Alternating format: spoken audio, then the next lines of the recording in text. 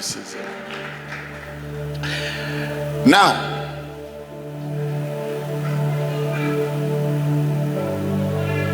chiedza Mwari chavatipa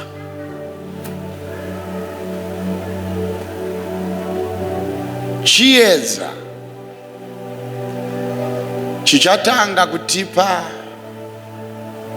upenyu huri unique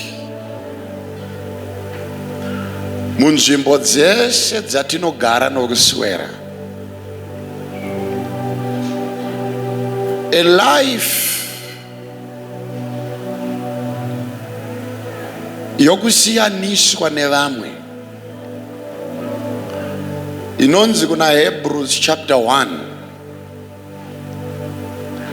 verse number 9, nokuti wakandida ukanditeerera ndichakusimudza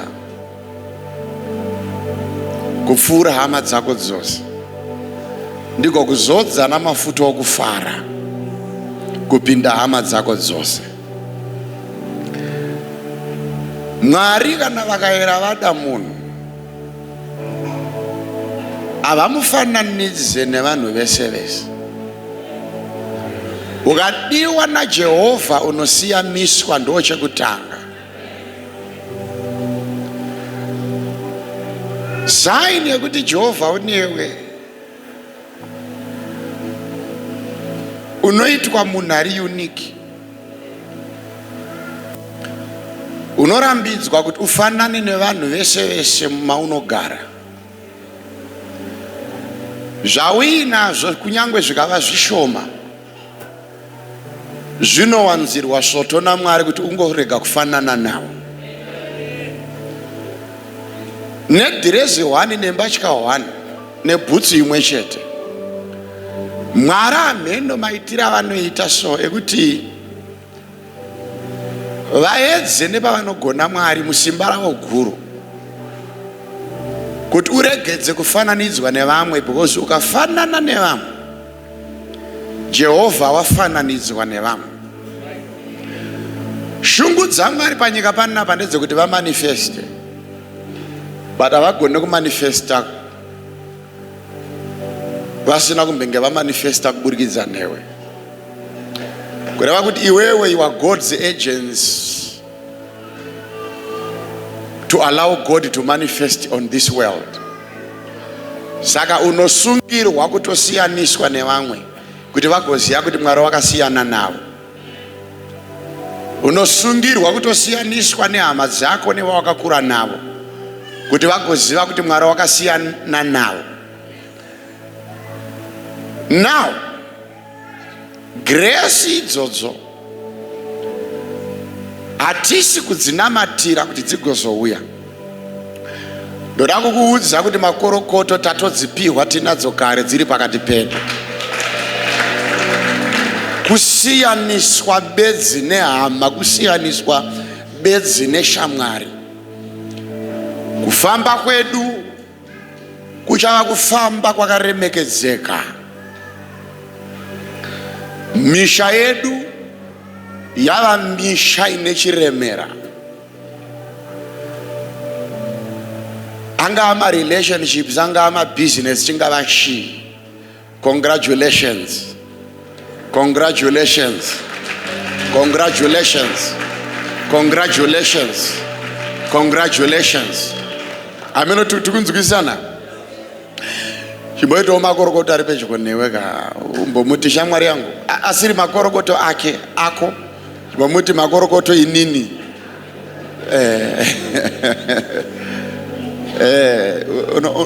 unoona munhu agero pedyo neweyo yatsomutarisisa ukasangwara ndiye acha bosi wako gore riri kuteera. Mutarise mushe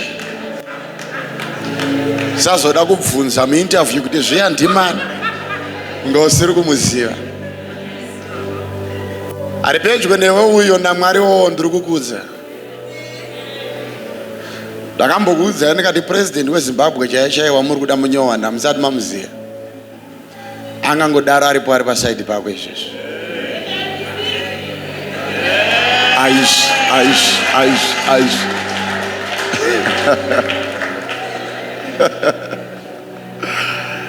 shamwari yangu vanhu vese vakakudzwa havana kudonha kubva kudenga vakakurira muvanhu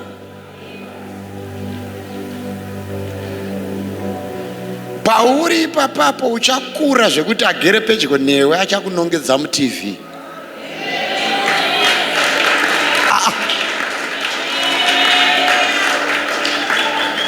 kuzoudza vanhu kuti uyo obva aisa nhoroondo ipapo unoona vanhu kutarisa so kuti hadzisi nhema dzaakutaurwa here waugere naye pedyo haasisiri munhu ari kunamatira nyasha ane nyasha munhu uyu haasisiri munhu akutsanyira kusimuka wakasimudzwa naMwari kare munhu uyu chenjerera kuchera mvura patsimwe rimwe chete naMaria achazvara Jesu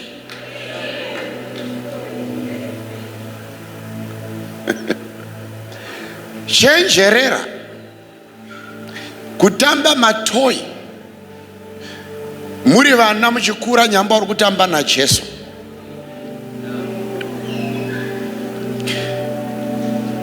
environment ine yadiwa naMwari kusvika pakuti environment yekubreeda magenerals achatanga kuinitiate revival yaJehovha muenvironment yeZimbabwe and beyond. Saka ungangodaro wakagara naprofetess pedyo newe, ungangodaro wakagara nomuprofita pedyo newe, ungangodaro ugere pedyo nomupostori waJehovha ipapapa muservice yanhasi baba. Environment inonzi heaven life yaitwa chikoro chekuburwa kwemhare dzaJehovha dzichatupfunyura umwari kubva muno mukwadza kunobata nzvimbo dzisati dzambonzwa nezvaJesu. Saka pakati pedu tine mamillionaires ari kupirwa mari naMwari nekuti vaitwa makingdom sponsors. Pakati pedu tine madzimai achatanga macharity organizations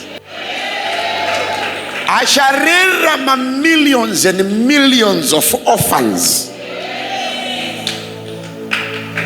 We are not a small gathering. We are not a small gathering. Kana uri wesumza roko rwako rwerudyi. Iti Holy Spirit, I accept my calling. I accept my destiny. I believe I am unique. I believe I am different. In Jesus' name. Unotendere zvese zvawataura. Show me kana uchitenda. Unotendere zvese zvawataura. Yes. Yes. Saka gara hako uchiziva kuti hausi mutete. Ungange uri mutete pamuviri kwete pamweya.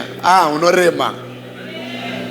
Ini Mwari wakandiratidza mhuka dzakasiyana, ndichiparidza ndichiona mhuka dzakasiyana, ndichiparidza ndichiona zvapungu, ndichiparidza ndichiona mombe, ndichiparidza ndichiona shumba.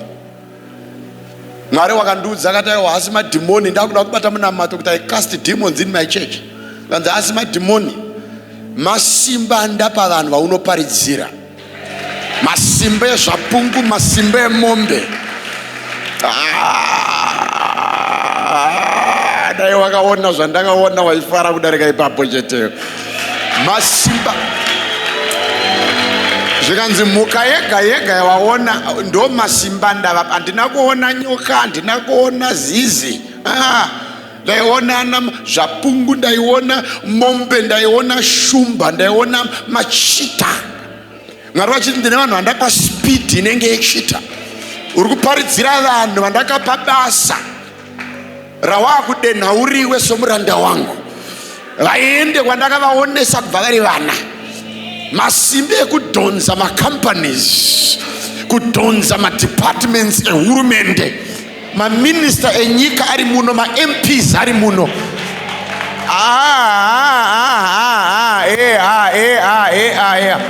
Akomana ndikunzwikawo here?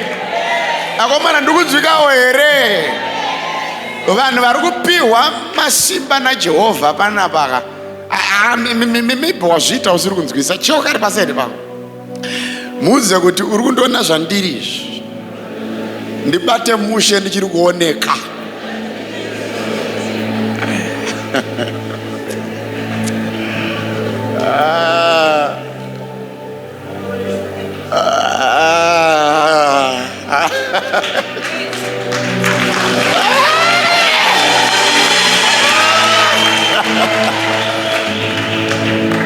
Vanovana namai, batai amai ava vanonzi amai Motowashe mushe vachiri kubatika.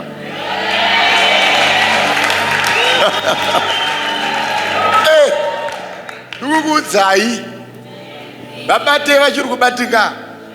Dyai navo vachine nguva, tandarai navo vachiri kuwana nguva yekutandarika navo. Ava ndibatowo mushe ndichiri kubatika.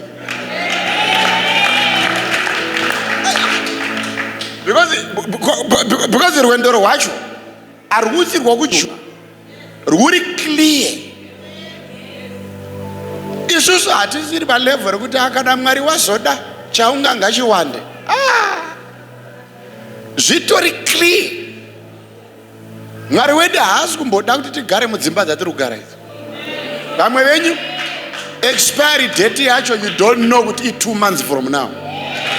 Ugere mbama ugere imomo. Vamwe ndo vakanzi gore January ngoti watch night kupinda muna 2024 zvato expire zvekugara mu 3 bedroom. Ndati iri 3 bedroom but zvato expire. Ma bedroom ako akutangira ku 5 zvichienda mberi. Zimba dzavaenzi dzinodarika ma bedroom emene. Mwari uchakupa dzimba dzine matendere anonzi ma upstairs. Ukainzwa yakunzi story building, kune ka story kemunana wa Mwari kuseri wenyaya. You are going to tell people stories of how God has lifted you up in the land of the living. Ndinoraira nezita raJesu, mwaka wokufananidzwa nehama wapfuura. Welcome to the new season of uniqueness. Motokari yauchapaka zvikanzi kwaitika rufu kana muchato kana kupi kuhama dzenyu, uchapaka yakanaka kudarika vese vakapaka motokari yepapo. Ndinoraira somuranda waJehovha pamusoro pelife yako, muviri wako ngaupfeke mbatya inoshamisira kudarika dzavamwe. Vana vako ngavakudzwa kupinda vana vevamwe vakakura newe nezita raJesu. Receive the light of God. Receive the light of God. Receive the light of God. Unaona ma testimonies atiri kupiwa na Mwari pakati pedu.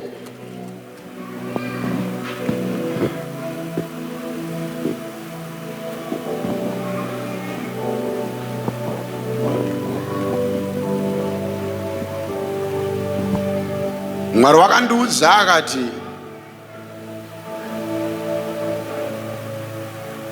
there is a second wave yema testimonies ichatanga kutaurika pamiromo yedu. Asi siri ma testimonies matete, asi ma testimonies ashanzi nenyika dzanema.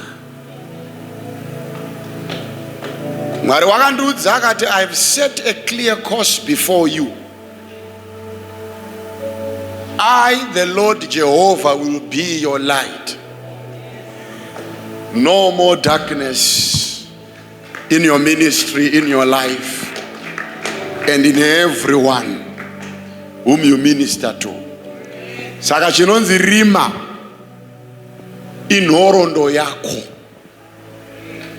Kumberi kwako kwazadzwa chiedza chaJehovha. Now, ndirakuverenga vhesi vana ndikuonese pfungwa dzamwari. Revelation chapter 22.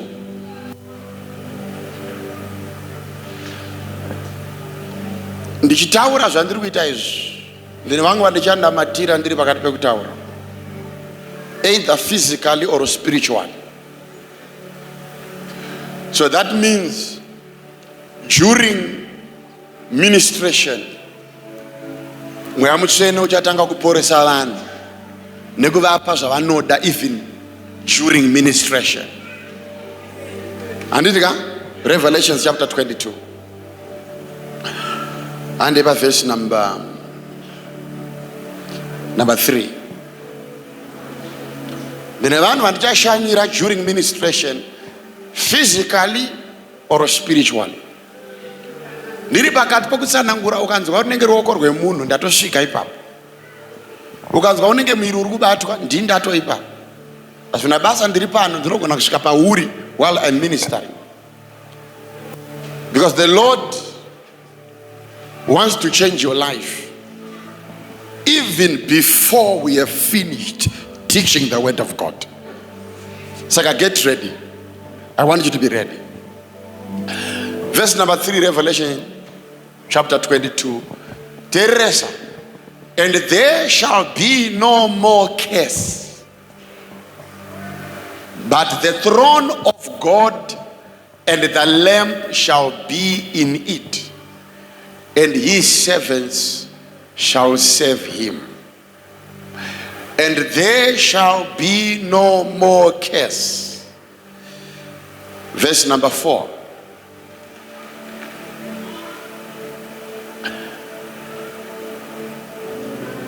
And they shall see his face, and his name shall be in their foreheads. May you say, I shall see the face of God. Right. And his name shall be in their foreheads. Verse number 5. And there shall be no night there,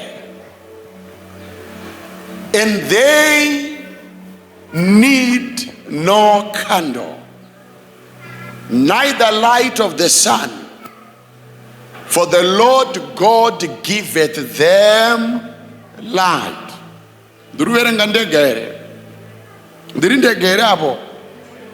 And they shall reign forever and ever. Now, vangani vari kuona vhesi, even vari koko rukuoneka toda kuverenga tese pamwe chete. 1 2 3 go.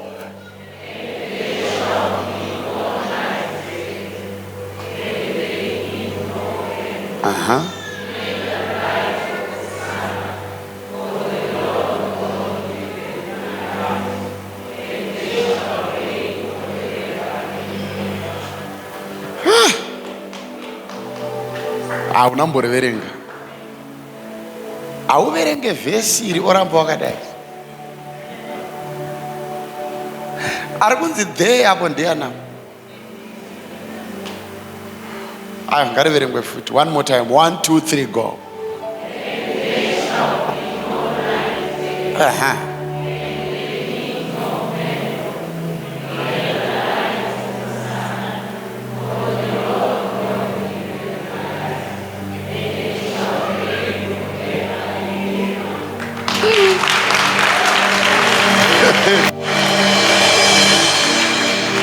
There shall be no night,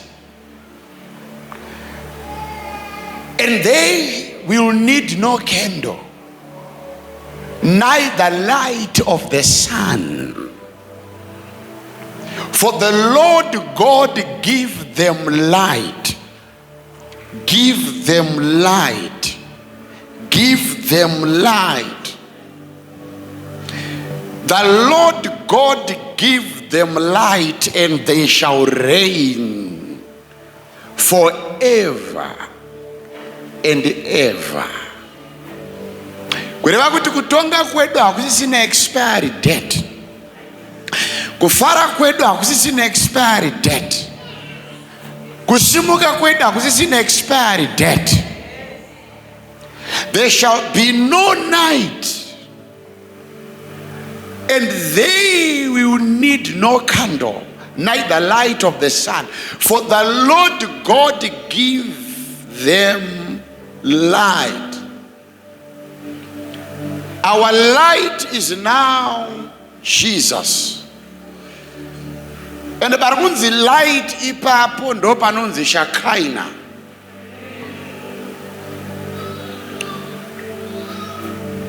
Jesus shall be our light. Atisi chazotsvage chiedza chenyika. Uye neusiku huchashayikwa. Usiku huchashayikwa. Tichagara mudimension yelife isina panogona kunongedzwa pachinzi usiku hwatanga, mangwanani auya. Chinonzi usiku nechinonzi mangwanani pari kutsanangurwa pamusoro pemaseasons. Life yakuti nhasi usiku hwauya hwanyarara, chiedza chauya chaenda, zvikanaka nhasi zvonoipa mangwana. Ukambova nechiedza rima rouya. Bhaibheri riri kuti there shall be no night, kureva kuti life yesuccess Jehovah yaari kutipa uye yaakatotipa kare iri kubviswa maseasons ichipinzwa muperpetual season yokutonga iri kunzi naMwari, we shall reign forever and ever.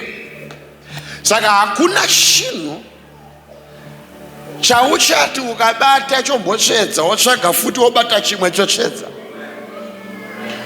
Ukaira watanga kufara wakutofara muchokocho. Reigning forever and ever. I speak it in the name of Jesus. Rugare rwako ngarutange nhasi uye ngarurege kuva namagumo nezita raJesu. Reigning forever. Vana baba nana mai ndiri kuti upenyu hunonzi kana ukaira wapinda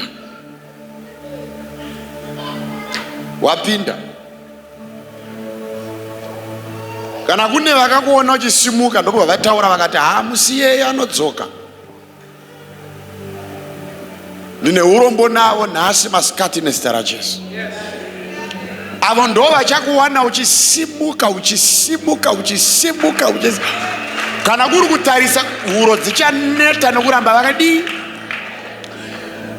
You will ascend into levels.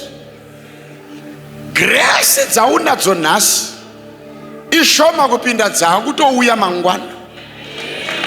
Daily life yako ichava life yako experience favor upon favor, grace upon grace. Moyo wangu uri kunzwa kuti ndoda kuropafadza vanhu. Moyo wangu uri kunzwa kuti ndoda kukomborera vanhu. Life yekumboti nhasi wawana chiedza mangwana usiku hwauya. Wadiwa warambwa mangwana, wapiwa mari mangwana wanyimwa. No night again in the name of Jesus over your life. I say no night again in the name of Jesus over your life.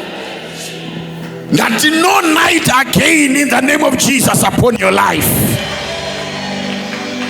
Hauna rima rauchawana uchibva pano kubva nhasi. Mwari uyu ndiri kumuona akusekerera, akunyemwerera.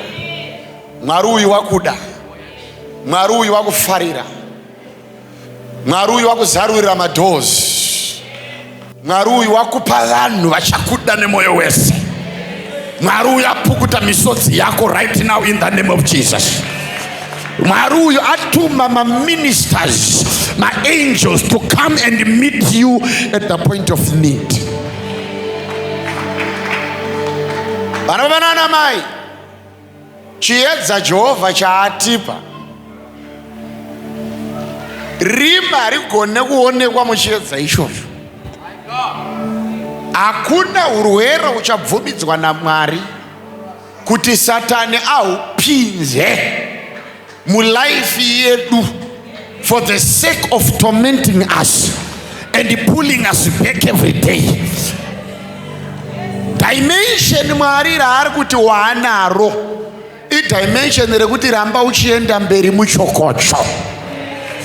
Mwari wadzura reverse gear in your life. Wakurova front chete 2024 uchienda front, 25 front, 26 front.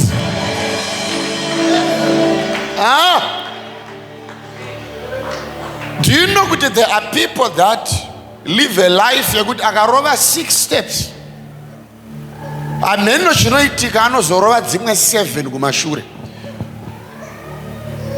odzokera pasituation iri worse than yaanga ari. But today it's over in the name of Jesus.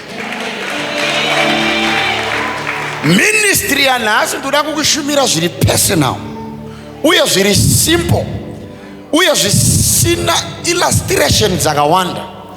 Ndoda ngokurovera vhangeri iri direct, ndokunamatira, ndokuregedza onoona Mwari wechiedza, nekuti Mwari uyu wandudza akati rima ndabvisa, chiedza ndaunza. No more darkness, there shall be no more night. No more night. No more night, but the Lord God giveth them light. Chinonzi light is direction. Zaripej gona yokuti ndaona direction pauri nezita raJesu.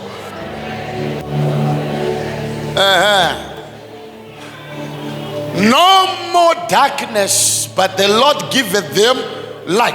Kuraguti, when light comes, the answers come.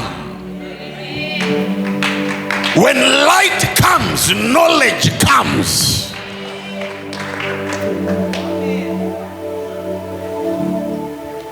When light comes, direction is available.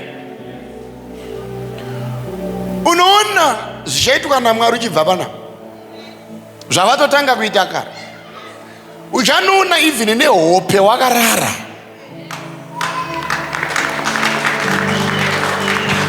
Zvekurota hope dzinonetsa kutsanangudza wamuka. Audzinzwisisi, dzinenge dzizere confusion. Mazuva iwayo apfuura because direction yakunzwa naMwari mauri. Uchanoiona seunge munhu ari kuona TV. Mwari vagokupa direction yenzvimbo yaunofanira kusvika, nevanhu vaunofanira kuona, nemazita avo. Mazuva ekuti rima rombouya ombodzungaizwa, watatarika, watambura, washorwa, mangwana zvinenge zvanaka. No. Mwari wakukumaintaina on a certain place yaucharamba uri continuous in the glorious name. Ukadya nezvinonaka nhasi, ramba uchidya nazvo kusvikira Jesu adzoka. Ukasangana nemunhu akakunakira wawada nhasi ukamuda akakuda, ngaaramba akakunakira, aramba achingokuda nekumuda kwaunomuita kusvikira Jesu adzoka. Hakuna chichavhiringa madhiri ekufara kwako uchibva pano kubva nhasi nezita raJesu. Chakakunakira chichakunakira muchokocho, wanzi naMwari ndechako hakuna achatora. ndoda kumbokukomborera nhasi. Uda kundinzwa, ndoda kumbokukomborera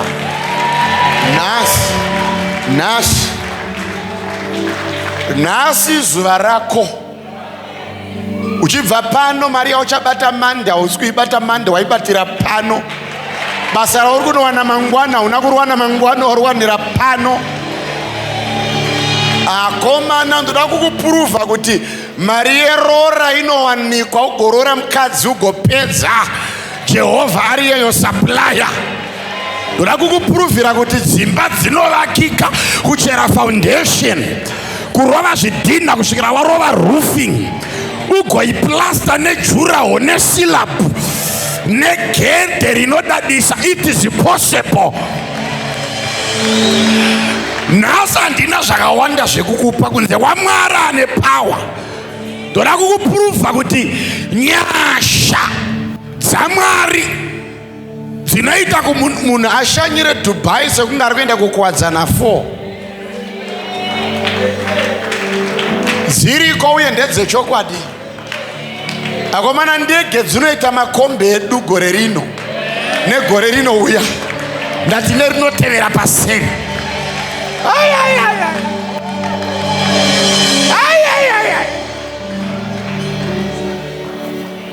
Vamwe venyu vari muno manzinashe, ndabvisa udofo pavana kubva nhasi.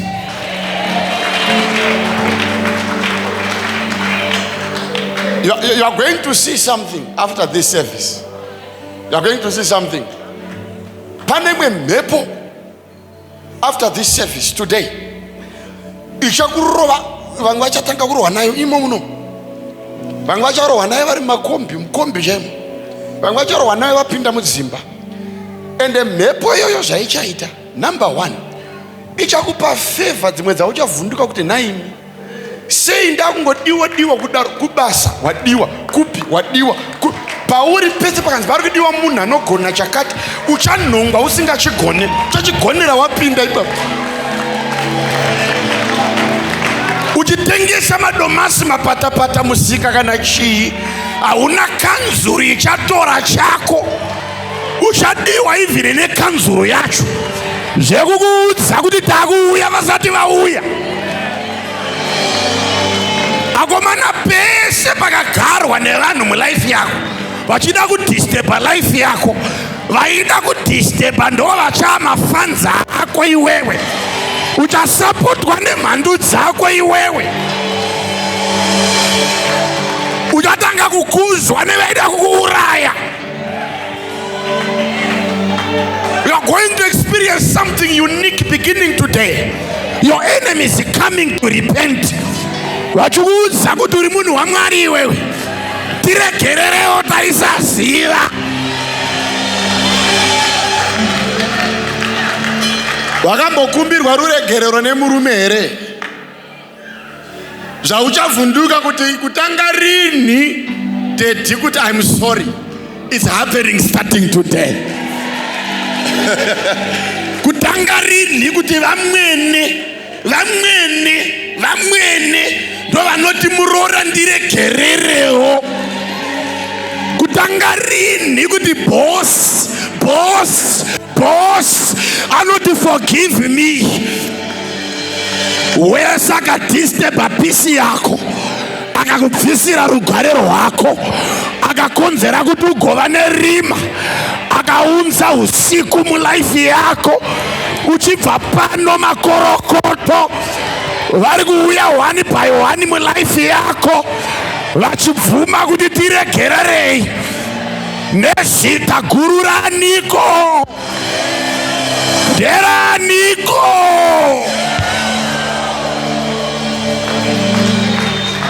Maitenyu tigare pasi mbishana. Vanouya vagoti takazvitaura nokusaziva, uine chiedza chaMwari pauri. Vakomana navasikana, vana baba naana mai, hero denga rabvuta vanhu vari pano. kutenge gondo rabvuta chokudya panyika richinovakandira malevels ekuti hakuna kana nyoka inosvika. There is a higher. Akomana. Munoona here kuti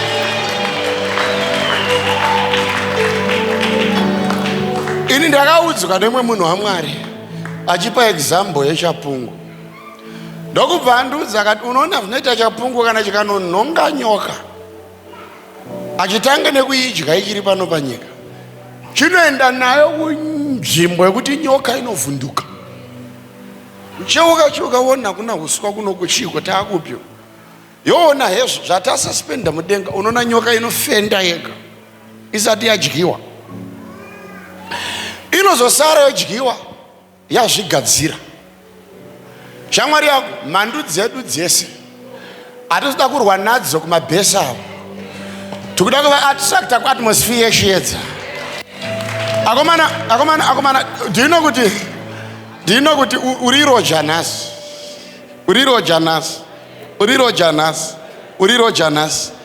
kudai waona imba yawapiwa naShe nhasi,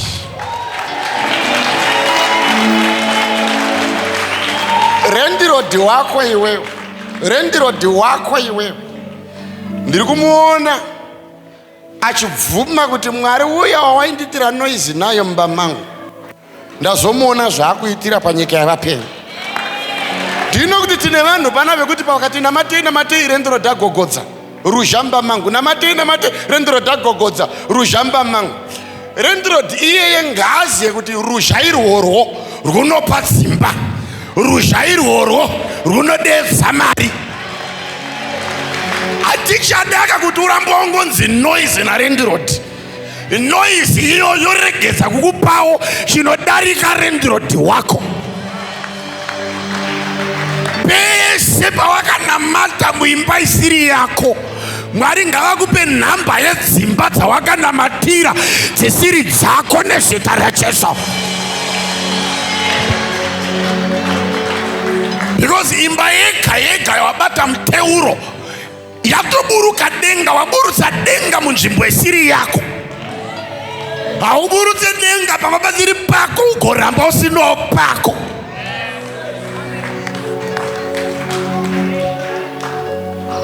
There shall be no more night in your life. There shall be no more darkness in your life. There shall be no more sorrow in your life. Light has come.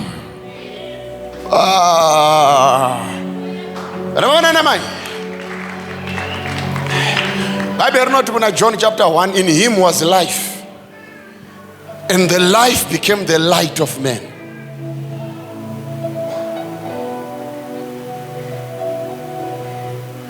So there is a life that becomes light. A life that becomes light. A life that becomes light. In him was life, and his life became the light. A life that becomes light. Anaona mai upenyu wa Jesu watinawo ahuso kuramba tichingotungamirwa, ahuso kuramba tichingotevera vanhu.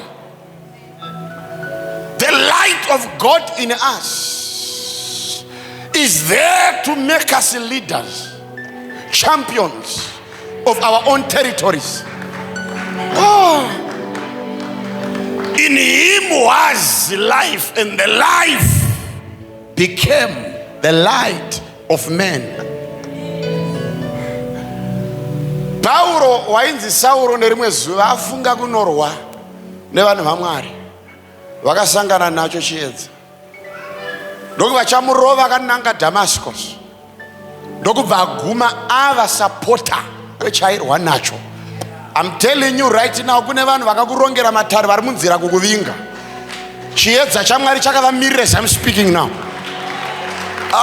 Do you know kuti zvainetsa kuona Peter naAnanias kunzwa kunzi uyu ndiye Shaul, ainzi Shaul pachiHebrew Shaulu, kunzi muchinda uyu ndiye Shaul kawo.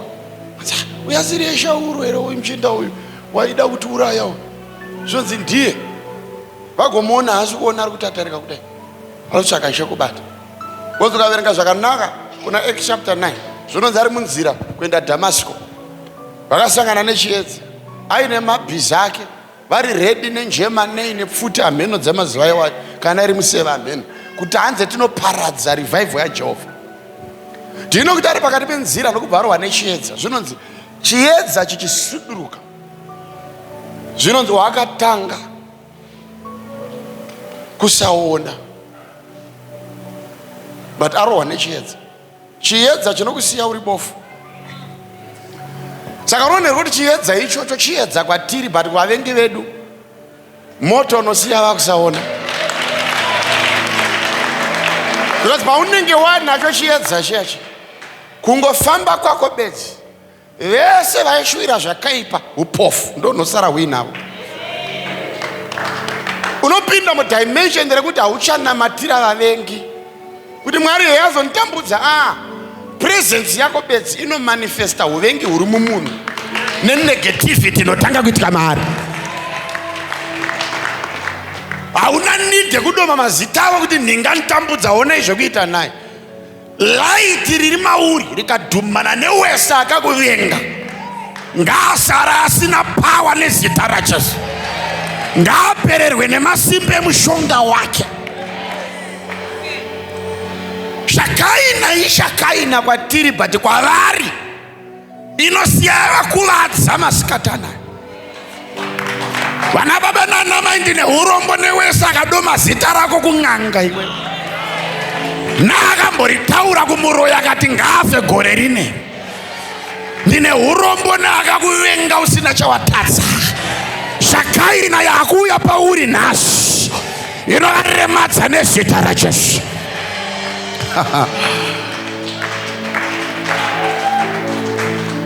Pauro chiedza chamurova ndokubva asara ari bofu, ndokubva avasapota wezvaimborwisa. Uchasapotwa nevaikurwisa, uchasapotwa nevaikurwisa. Pauro akasara kusapota zvaairwisa, ndokutanga kuparidza Jesu yeye ndiye mambo, Jesu yeye ndiye mambo. Nezuro chaianga akaronga kuparadza. Let me prophesy to you, vese vachataura zvakanaka pamusoro pako, ongorora zvavaitaura 2 days ago.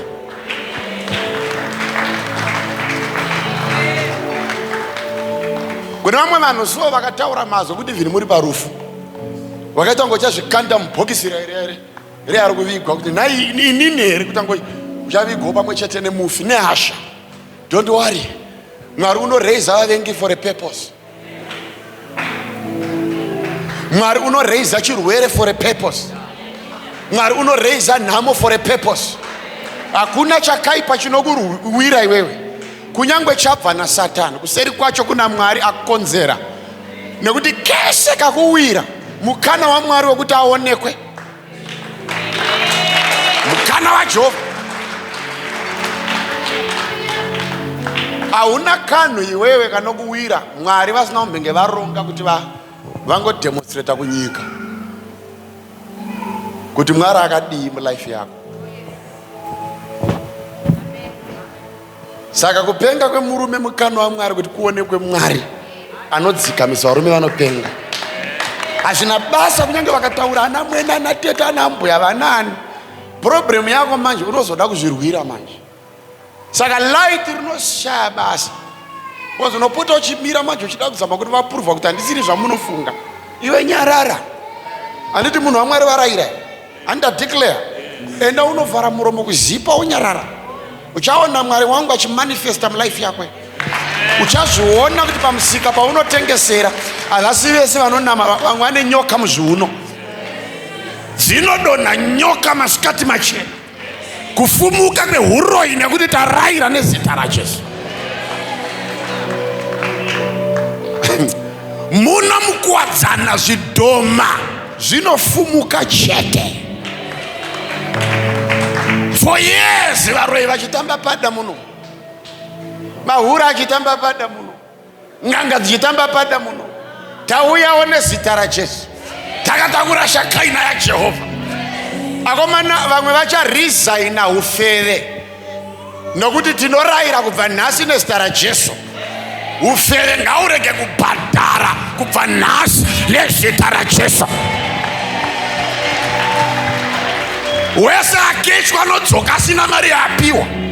Zvichaitika for 3 months kusvika resigner. Neng'anga dzichatsvaka neprofession. Hakuna wana chabhadhara ng'anga kubva nhasi nezita raJesu. Dzinonohodha bhinzi nemachangizi gore rino ng'anga dzigotengesa. Vakomana, ndinorayira Jesu anobrokesa ng'anga. Ndinorayira Jesu anobrokesa huroyi. Ndinorayira Jesu anoparadza nzira dzevanobata-bata. Mikoto yavo ngaifumuke, mapako avo ngaafumuke, mazango avo ngaafumuke, chinhu chavo ngachifumuke, zvigure ngazvichikoke makumbe pazvinotamba mupedego. Ndinorayira somuprofita, chiedza muguta rekwangu, chiedza mukuwadzana 1 kunobata 7, chiedza munotoni kunobata ruwa, chiedza Harare yese nezita raJesu.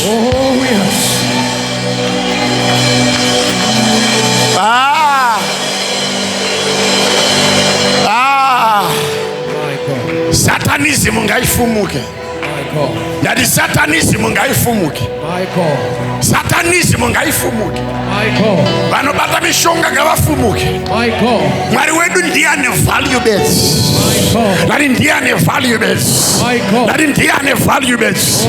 Nari ndiye ane valuables. Vese vane mishonga pamusika waunotengesera. Angava netebhuru pasaidi pako kana anga nemushonga hoyo moto. Angava neshopu pasaidi pako kana ane mushonga hoyo moto.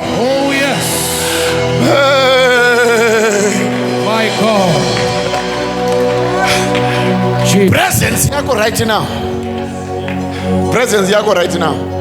Yaitwa chiedza chaJehovha. Uchanoona kuti une nzvimbo dzauchanoti hoti, vagotanga kuchema. Ari kutsvake ipana, ari kutsvake ipana, ari kutsvake ipana. Vamwe vacho vagokupa cold shoulder.